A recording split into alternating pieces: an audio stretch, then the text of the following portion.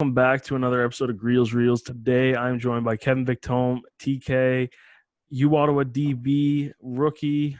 Honestly, shut down the his side of the field through the whole season. How's it going, man? I'm great, bro. I'm great. Healing up right now, letting myself feel good after a workout, but good to be here, bro. Yeah, this is your first OUA off season. How's it feel? I know it's a little bit different with the season being canceled and everything, but I guess what are you doing in the meantime? How are you kind of staying positive? What's the mindset just kind of looking like? For sure, after like to this day, I still thinking about that playoff loss against Waterloo. After that, I came into this off season with a different grind. I've been like working hard during the year. Quarantine kind of stopped everything for me, which really sucked because I was really doing well, and it took me a bit of time to get back into it, but I took the right steps, got into the right programs, and now I'm I'm on my way back up top, getting ready for next year. Definitely got that, like that playoff game is on my mind every time I'm working, just trying to, get past the first stage next year. That's all I'm thinking about. Yeah. So before we kind of get talking about the U Ottawa first season there and whatnot, but like you're Ottawa born and raised, eh? Yep, yeah. Uh, I was born in Montreal, but I was raised in Ottawa. okay. Okay. So yeah, just growing up in Ottawa. What was the football life like? And you were Panthers for a little bit. Just yeah, growing up in Ottawa playing football. For sure. I started off with Raiders. I played Raiders and Kafa for since I was, I think, 13 years old. And then I got to a point where I wanted to start playing more competitively, started playing Panthers, and I met a lot of great guys playing Panthers. Our rivals, hometown rivals, were Sooners, and also Myers Riders. So at the time, it was like, it was big. It was a fun time. You met a lot of great athletes here, and like now, like with that, we just all grew up together every year, coming back to play on the same team, meeting you guys and everything. So me doing that and still being able to finish at Ottawa U, it's like all my friends still see me doing what I've been doing. They still see the year by year progress every time. Family still gets to visit. People still. I represent what I've been working for this whole time. So I mean, I can't complain at all. And yeah, so before you just you made it official, I guess what was kind of going through your head? I know you kind of touched on some examples, but why the University of Ottawa? Um, Honestly, I told myself that I wasn't even planning on coming to Ottawa U at first. I really wasn't. Before all the recruiting things started, I had my eyes on different schools. But University of Ottawa, definitely what they did for me is they showed me a lot of attention. They showed me a lot of reasons why I feel like they wanted me on the team more than any other schools. And once I started actually being open to them and seeing what they could offer, I was just like I was impressed by it all. And I was telling myself not even to really think about the location of the schools because at first I definitely wanted to move out. I wanted to go do my own thing, be in res and everything. But staying in Ottawa, I still get to stay with my hometown with my people, stay at home, get time to like get ready to move on to bigger things. That's definitely a big thing. And like I said, like I'm home, so my family can come watch me every game, and they have, and that's big for me because since a kid I've always had my mom in the crowds cheering. So like it just turned out to be better than I even expected at Ottawa U, to be honest. I Hmm. don't regret it at all. Yeah, no, it definitely panned out after that first season. Did you expect playing time in your first year? Because I know it kind of went from you getting on for a few snaps to then you finding yourself in like a starting role too. Yeah, for sure. See, what happened was during my recruiting stages, that was one thing I paid attention to. Other schools would mention how they saw a future with me. They saw that they could build me into this great player and everything, which was cool. But one thing I noticed about Ottawa U was that they told me, "We see a future for you right away. If you can come in and you can prove yourself to us, we can give you that opportunity." And that was big for me because I like that's all I really needed, just a chance to be able to do that, right? So I came in, told myself I'd be able to do it. That at the beginning it was rough, because it didn't go exactly as planned. There was some adversity, but in due time I got it done, and I really think like I earned that spot. Hmm. It was Yeah. How would you say you kind of, what steps did you take to more or less, solidify and earn that spot? Honestly, it all started with my attitude going into it at the beginning. I like when I committed to Ottawa U, like it was like, all right, now it's time for business. It's like they told me I have a chance and I'm gonna take the opportunity. I came into it telling myself that I can't be afraid of anyone that was going in, even though I was new to this, I didn't know anybody. I had to show that in order to be able to start for the team, I have to be able to take on the biggest guys on the team right now. So just like coming in with that mentality, there's times where I didn't even want to. Some guys were big, some guys were fast, some guys you can tell they had experience, but I just like it was like heart over mind. I just didn't think. I just went up and I stepped up. Sometimes I got embarrassed, but I think what really helped me is like my passion and heart showed from the get go. And it's from there on, it was just a matter of time before I could adapt to how things were run over there. And once I started adapting, I started getting used to it. The players started opening up to me, coaching me. Coaches started paying more attention, and then it was just uphill from there. Where do you think that heart and passion kind of drives from? What do you think kind of sparked that? Honestly, it's a combination of one, just me being extremely competitive. I just like to, I don't like to be last. I don't like to be second or last. I always like to be on the top. And I have a deep passion for the sport of football itself. The things it's done for people, the things it's done for me, the things it can help me become. I hope to, like take my career far in football. Like I'm not just doing it for fun, right? So it's like for me, it's like if I'm trying to make it to the next level, I can't just be coasting through it. Like I gotta deep into it. I watch videos, on like it's more or less how can I put this? Like I pay less attention to the football now and more attention to the deeper concepts when it comes to how things are run, how you should move with your body, with your mind, everything. It's really it actually fascinates me just to think about everything like that. After that, it's like you put that together and combine like my desire to go deep with it, go far with it.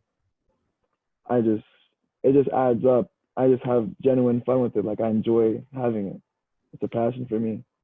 Who have you been watching to kind of grasp those deeper concepts? Like, how have you been, I guess, learning those processes?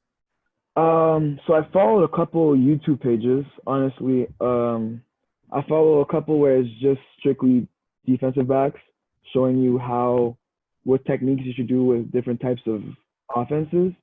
That just literally opened my mind up to different techniques because as a defensive back, you have to be crafty with it. You can't always do the same thing. So that definitely showed me a whole new world to it.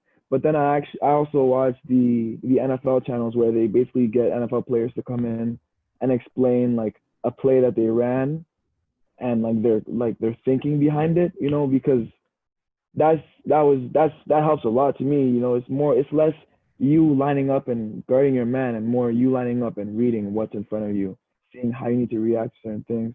That's that's things that I didn't really know at first when I was just playing because I was just athletic. I just ran, I just did my thing and it worked.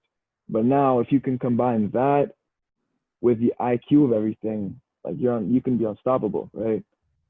So you just gotta. That's what I've been doing. I've been studying the game, studying the possibilities I can have in order to make plays.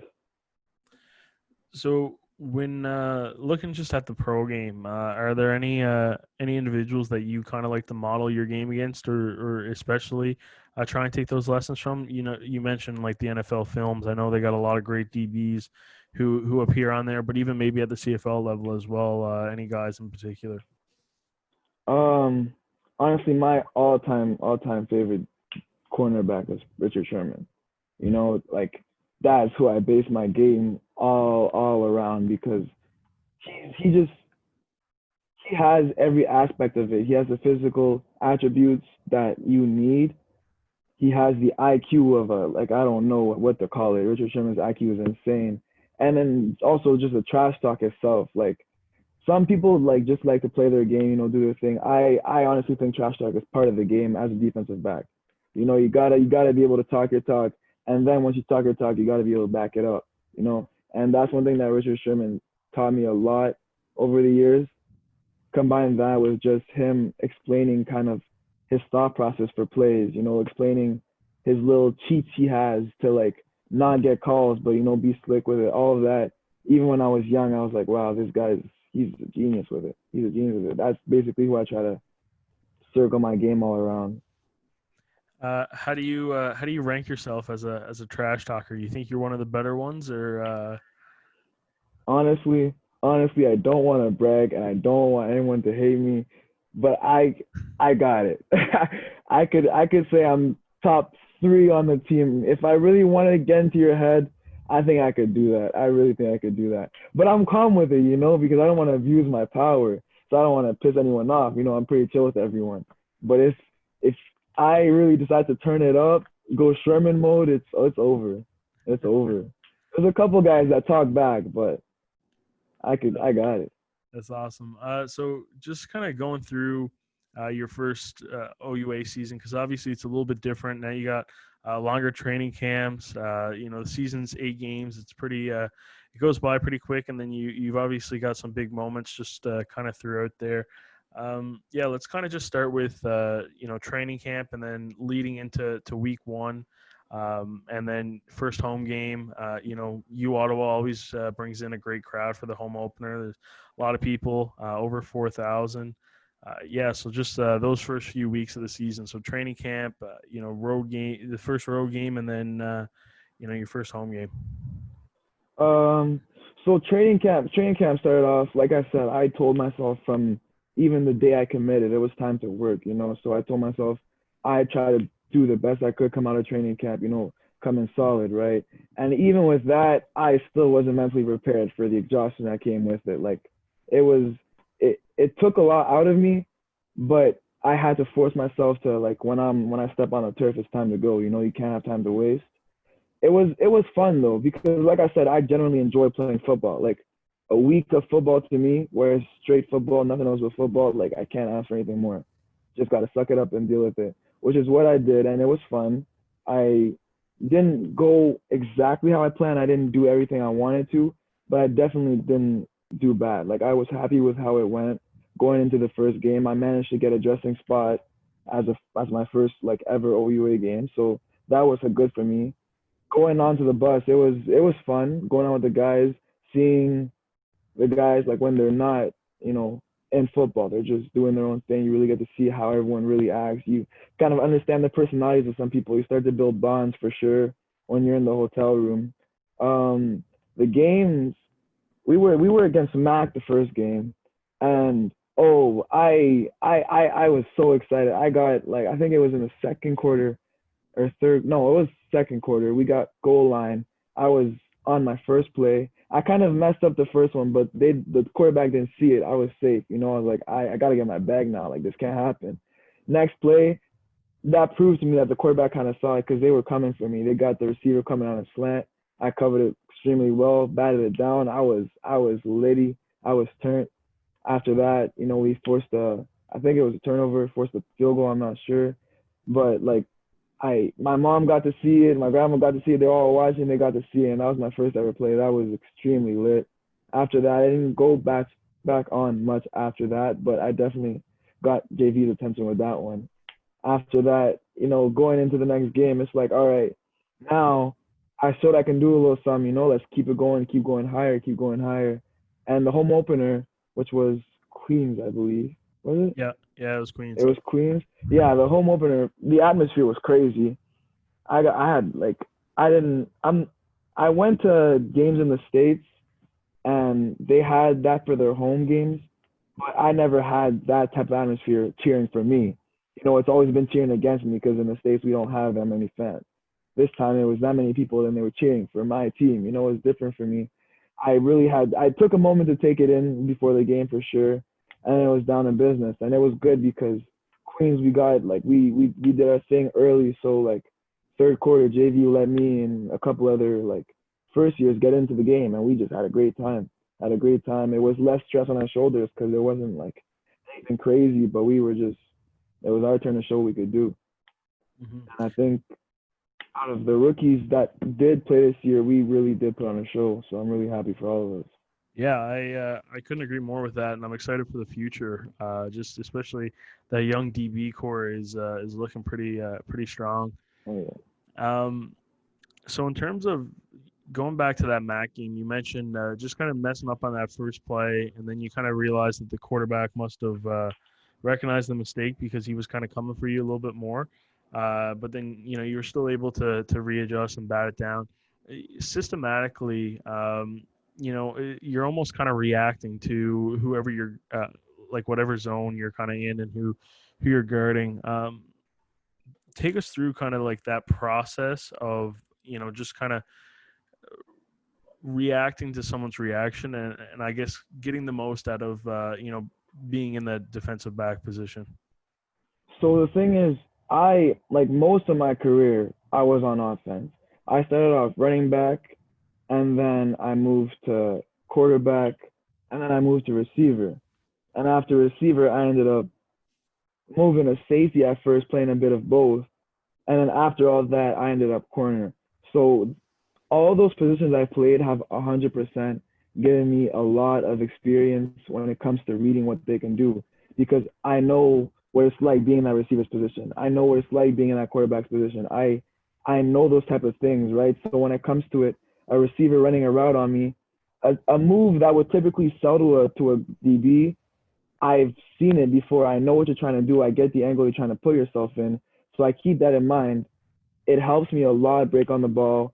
It also helps me when I'm like putting myself in position to be able to play with the quarterback.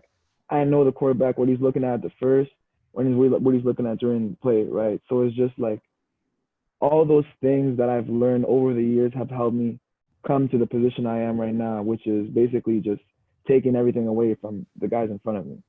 And the only way to do that is to know what they want, right? So I like that's been huge for me, huge. So now, just kind of looking at going back into the season, and you're from Ottawa. You grew up playing football, so you were obviously aware of the Panda game before you got to play in the game. Were you? Did you ever go just to check it out when you were in high school? Unfortunately, not. I didn't really know about Panda until my 12th grade year, and I really did want to go because I had Carlton and Auto U, which I was looking at, right? So I had never really been there, but all my friends heard about it. They've been there, so I was like, yeah, I'm trying to go. But my 12th grade year, I had a game the same day as Panda, which really sucked. And obviously, I can't miss the game, so I went to my game instead. So my honestly my first ever experience of Panda was me playing in it, and it was crazy. It was a crazy atmosphere. I loved it. I didn't expect it to be that big, and the guys warned me the whole week, telling me how it was gonna be, and I still like during the game I would take moments just to be like, wow, this is crazy. Like it's a CFL stadium packed with Mhm. university students, you know? Is there any different approach for yourself? Just because I mean, obviously the crowd's louder, communication on the field is probably going to be a little bit more difficult. Did you find it hard to adjust, or when did you kind of think that you more or less kind of settled in and toned out the excitement? Honestly, it the excitement was a big factor because I'm the type of guy that the more people are at my games, the crazier I want to go. Like the more I want to prove myself, right? That's just how I am. So coming out of that hole and just seeing everyone there before the game, I was jumping around. I'm like, yo, let's go, let's get it popping, you know. And about the kickoff, that's what I like about being on the kickoff. It gives me that time to get it all out, you know. Kickoff, we went down, I got my sprint out. I didn't really make anything on the play, but after that, I was like, all right, we're here. Like now it's time to ball out. Once once the kickoff was done and the first play started, I was locked in. I was locked in during like half times, timeouts. I kind of be like, oh right, like I'm actually at Panda, and I take it in again. But honestly, during the plays, I was tunnel vision. All I saw was the field. Mhm. And you're a part of because I mean, the reason I'm bringing this up now is because the Panda game was definitely a big game defensively for the GGs, and I mean it's ultimately probably why they walked away with the win. Right, you had two defensive tackles with touchdowns, and a few interceptions, key turnovers that set up our offense in some prime scoring position opportunity. But so, what's it like, kind of being a part of that defense at the University of Ottawa, and then obviously. You've mentioned before Coach JV, just kind of working with him and that defensive mind. Honestly, I've never been with a defensive coordinator like Coach JV, and I really, really like the way he does things because what he does is he puts us in the position, in the best position to succeed. But once we're there, he's not on the field and he's aware of that. So he gives us the opportunity to talk with each other, figure it out, and we can like switch responsibilities if we need to, as long as everything's taken care of, right? And that part I really do appreciate because JV talks to us and he talks about how the fumble that happened with Carlton, like he just fumbled, like we got lucky. But I honestly think every turnover we got, every big play we made, we earned because let's say that fumble he made, we weren't even supposed to be in that position, and we talked amongst each other, got each other in the position we need to really get the running back scared of, focused on like the defense more than the ball. We make a play on the ball. That's our turn. We celebrate. If a defensive lineman like gets a touchdown, I'm right there. I'll pick him up if I have to. Like I'm just as turned as you. It's the whole defensive unit, every guy on that defense, and that's one thing I like. I really try and push. Even me being a young and like I really want every guy on that defense to have each other's back. Every guy on that defense, if one guy makes a play, the other guy needs to feel just as good as that guy. That's how we turn up together. If one guy goes up, we all go up, and it's great to have this defense already built because like I'm just an added piece of the puzzle. But these guys are dogs, just like me. They really got it, and I see crazy things headed for us for sure, for sure. And so you mentioned at the beginning of this chat just how the Waterloo playoff game has kind of been a driving force for a lot of your training, and it's still very present in your head. But that game was actually another milestone for yourself. You walked away with your first career interception there, and I know you had a great season. The stat line was pretty complete. You were missing that pick. How did it finally feel to get that in the playoff game? Ooh, that pick is like it's as a defensive back, you don't want to talk about it. You're not focused on getting that interception. You want the team to win. You want to contribute, but it's just like I'm sure all defensive back can relate. You just need that first one to get out the way. Once that first one out of the way, you don't care about the ball anymore. And I tried every game not to worry. Like it's gonna come. It's gonna come. And I had so many opportunities during the year to make it happen. And I like it was only a matter of time. Once it happened, it was like, all right, now it's time to we got our first point out the way. Like we got 100 more points to make. It's just we gotta go now. And I was excited. It had to be that game, that Waterloo game. I'm not gonna say any names, but some receivers on that team were talking a lot of smack. So it felt good to make that the game where I really just did my thing. Unfortunately, we lost, which really sucked. You know, but hey, next year it's not gonna be the same.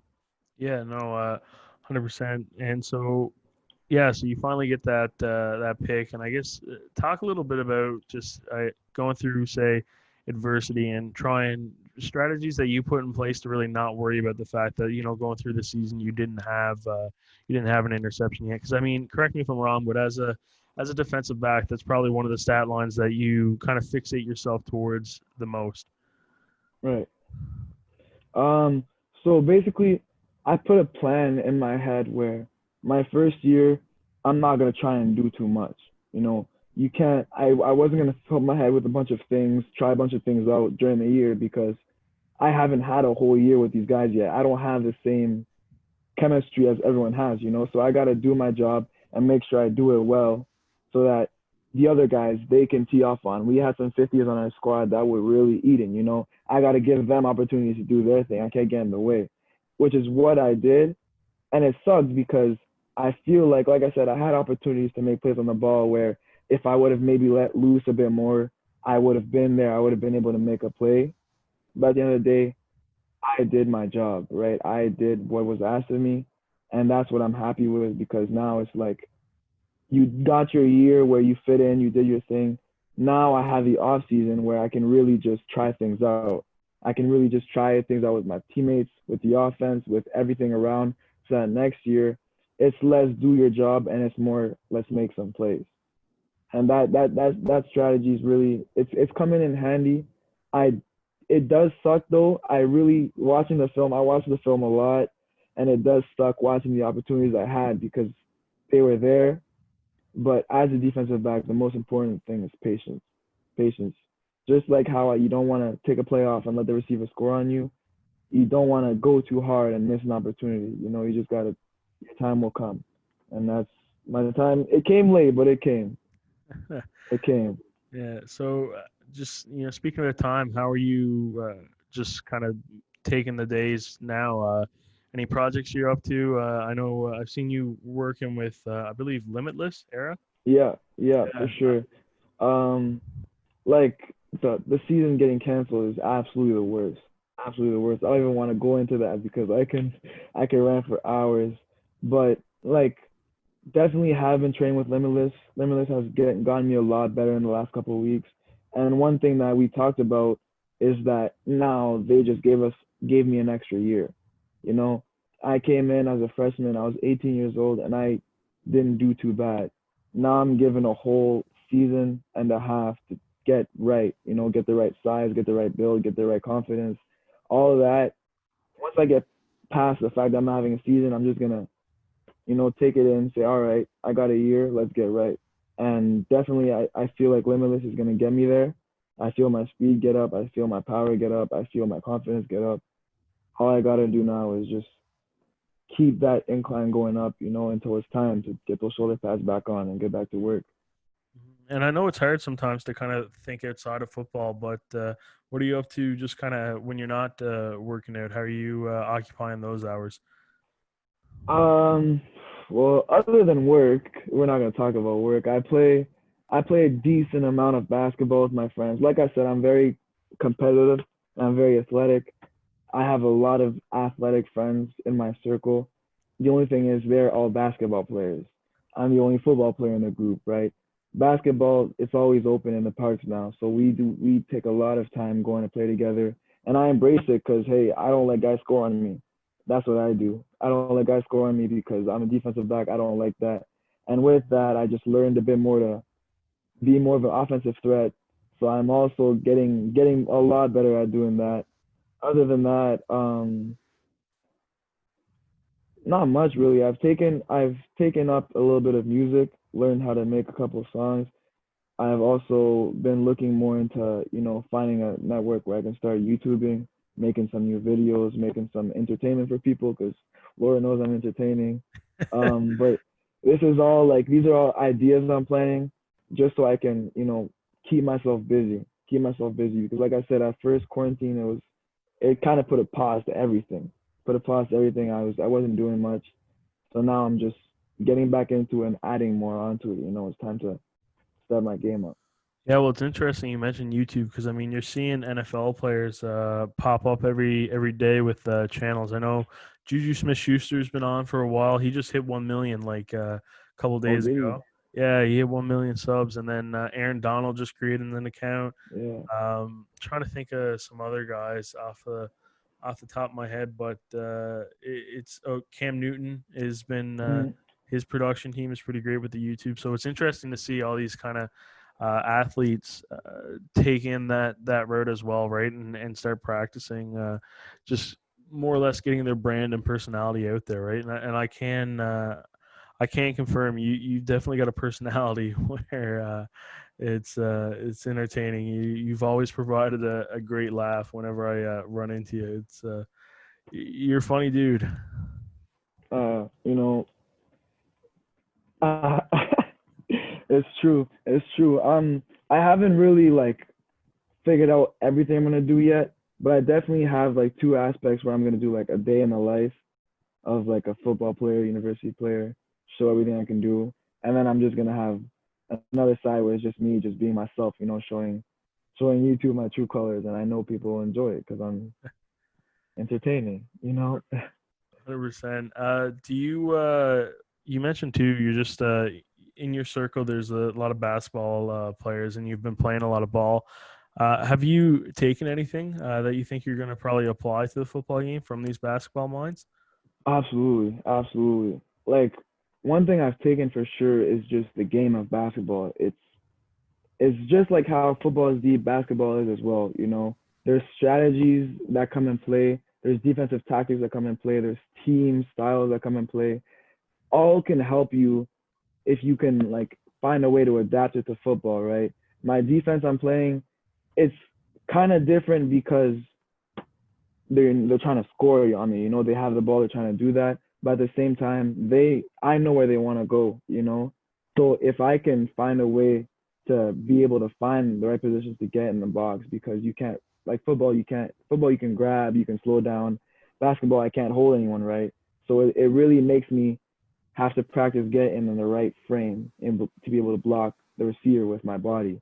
And that's one thing that if I can do that in basketball, I can do that in football. I can merge the two, you know. If I can figure out how to get all my guys on the same page with defensive and offensive tactics, why not do it in football? You know, I try to look for teaching points with everything. There's always a reason why, even though it's a different sport, it can still get me better. I'm still basketball cardio is worse than football cardio because you're just running suicides back and forth and you don't want to lose, so you got to keep sprinting. You know, it's just i'm I'm forcing myself to still be putting in work, still be going in an incline no matter what I'm doing. Hmm. And yeah, I mean, that's pretty much everything I got for you. So this is the part of the podcast where I just hand it over to you. So I mean, show is yours. You can talk about whatever you want, life lesson, childhood story, anything you got going on. But yeah, man, the show's yours. Okay. um give you a story, huh?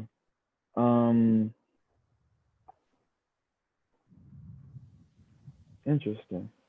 Interesting. I'm trying to think of a story I should give now. um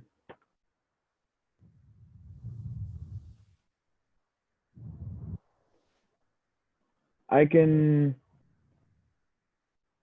Okay, so I can give you the basically the whole process from the beginning of my career to where I am right now, because it's kind of been loopy, you know.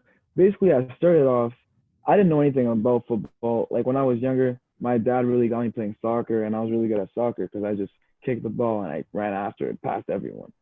And eventually, I got to a point where one of my best friends, he played football, and his dad was really into football, which is why he played. My mom didn't really know much about football, but I wanted to play whatever he did, you know. So she said, "All right, screw it, let's sign you up." And when she signed me up, I didn't even know what position I wanted to play. And the coach asked me, he's like, "Can you run?" And I was like, I can run." He's like, "All right, let's try you at running back." And right away, like I got the ball, and it's just like I said, I didn't know much about football, right? So I wasn't like in my head, I wasn't just go straight. In my head, I gotta get over there. I'm zigzagging, doing circles, all of that, you know. And that's one thing that got me the creativity because I used to get the ball and like it's really like I go one way and I can't see an opening, you know. I take a step back, go all the way back around just to go get another 10-yard gain, you know. At first it started off like that, but with time I started making that a bit more convenient towards me. You know, I started understanding more how things worked until a point where I think my last year playing running back, that's when I really started getting things going. You know, I was running back head, I was going downhill, except when I would needed to, I would go side to side. But I got to a barrier because everyone kept getting bigger and I was just staying the same skinny guy. Like I would still be as fast, but like the hits I was taking, like it was not feeling nice, you know? So at that point I thought, hey, I still like getting the ball often, you know, I still like being in charge, so let me try quarterback. And I did quarterback for 2 years at Franco Cite, my old high school. That was lit. I was like a Michael Vick type dude.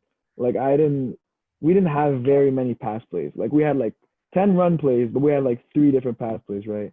So those pass plays, I really, I only threw it if it was wide open. Let's just say that. Like if it was wide open, I'm throwing it. If not, like we gotta do a scramble drill. We gotta do something because it's not gonna work. You know, that's how I was at first, and I loved it.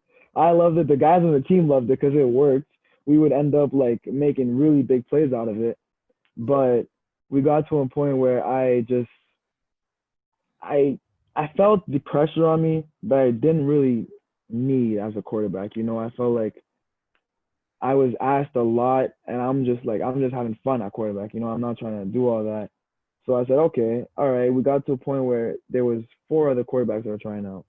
I got butted out. I didn't make the cut. It was unfortunate, but they threw me at receiver, and that's when I fell in love with the receiver position. To this day, honestly, I feel like I'm still, I wouldn't say a better receiver than defensive back, but I would definitely say I'm just as good as receiver because I played receiver most of my career. Those couple of years I played at receiver, I was really going into it. I would go to camps in the States and like receiver felt just more natural, you know. I just knew how to get open, I knew how to catch the ball and everything. But we got to a point where, like I said, like my body just wasn't growing as much as other guys. Other guys were getting beefed up, other guys were getting bigger, and I just like physically I could keep up, but like I wasn't the right size. So I said, all right, let me go at safety, where now I'm on all your asses because I know what you guys want. I know what quarterback wants, I know what receiver wants, and I can catch. I tried safety and I fell in love with defense right away. That was really what separated offense and defense because offense is more business. Offense is like, all right, let's get it done. We got to do this. We got to do that. We got to score. Once we score, you can turn up and then it's back to work. You know, when I jumped onto the defensive side, it was just straight goons, just turning up. You know, that's what it was at first. It was like one dog over there is just holding it down. The other dog over there is like everyone is just beasts. And when you put all those beasts together on one side, it just that's what it is. It's a bit less business and a bit more like savage. And that's what really sucked to me because at one point like I like to talk trash, but I would talk trash at receiver and I'd be forgetting I gotta go back to the huddle. Like I really gotta keep my head in the game. At defensive back, like now I'm keeping the guys from the huddle. Like they really would rather talk trash to me than go back to the huddle. And I love that. Like I love getting in people's heads and everything. That's that's definitely what made me want to stay on defense. And to this day, I still love it because that's turned me more into a dog. I bring that energy when I go play basketball now, which is kind of what gets me into trouble. Kind of what gets these hoopers trying to dunk on me or break my ankles. But hey, like I'm a dog regardless. You know, I gotta eat, I gotta win. So I that energy that definitely helped me in every single scenario for sure, for sure, for sure. Yeah, man. I Um, mean, that's I'll say this. I mean, it's no trouble to tell from what you've done in the past and just your mindset that you're going to have a great career. I'm excited to see the progression, and I know we're going to have a little bit of an extra wait for that second year, but I know that's just going to make you better. sure. And yeah, I definitely, you don't have to agree, but I definitely see some all Canadians and just some pretty big awards and recognitions and trophies and and an enjoyable draft day. I'll say that.